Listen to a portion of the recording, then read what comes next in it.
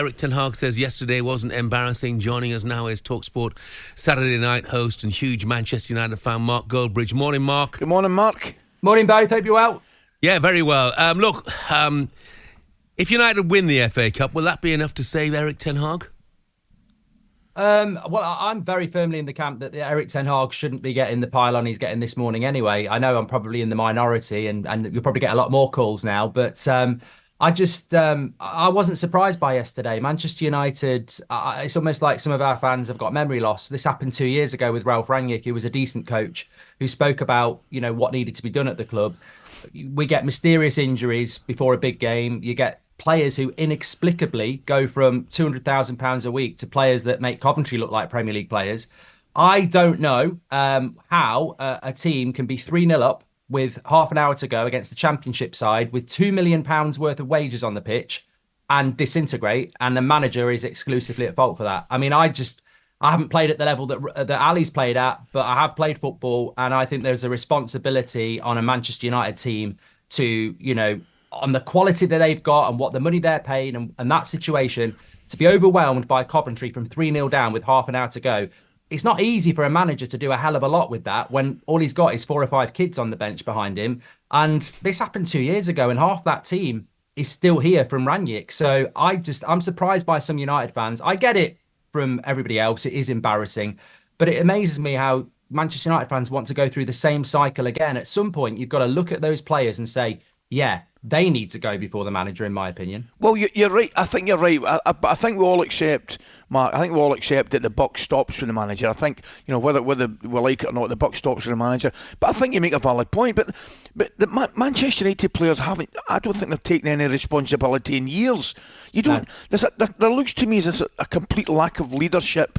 Certainly on the park. I know things have changed off the park, and that had to happen, and maybe that's where it's got to start. But the lack of leadership on the park has been remarkable. It is, Ali. I knew when they got the first goal, which was their best goal. I mean, the second goal was deflected. It's a bit unlucky. The third goal is a penalty, but obviously why it wasn't the day before will frustrate United fans. But the momentum with Coventry was there after that first goal, and you knew it was coming. And I'll sit here and say, like every United fan, yesterday we saw why VAR doesn't work. To see all those Coventry fans celebrating that, I don't think there's a United fan out there looking at them celebrate one of the best moments of their life and it get taken away because of some, line on a pitch. Whether the offside's offside, let's be honest, but that's horrible to see. That's not what football should be. That moment to be taken away like that, we've got to look at that, but they won't do. But back to United and the players.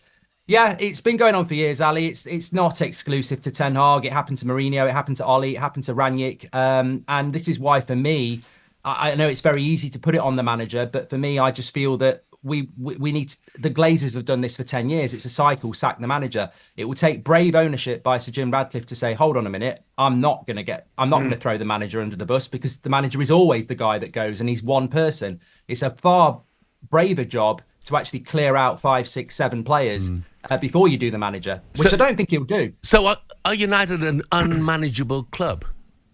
I think at the moment, Jeff, they are, and I in no way am saying Erik Ten Hag's the right guy. He maybe next season he would get sacked, but I just can't see why we've tried it so many times sacking a manager. How anybody can say let's sack another manager and go for who? I mean, that's the best thing. Go for who? Gareth Southgate, Graham Potter, Thomas Tuchel. I'd stick with Ten Hag on all of those. If you've got Ancelotti, fine, let's have a conversation. But he's not available. We can't get a Jurgen Klopp or a Pep Guardiola. So I just think you're jumping from the frying pan into the fire by replacing the manager. I think it's a much bigger job than that. I don't think replacing the manager makes Manchester United compete with Arsenal next year. Matthew, just briefly, the Fulham fan, makes 2 points here, Mark. He says Ten Hag signed Anthony, who cupped his ears, and Ten Hag made Fernandes the captain. Better leave it there, mate. Thank you very much indeed. Thanks, Mark. Thank you. Cheers. talkSPORT Breakfast, waking you up Monday to Friday morning from 6 a.m. on AM, on DAB, via the talkSPORT app and on your smart speaker. talkSPORT.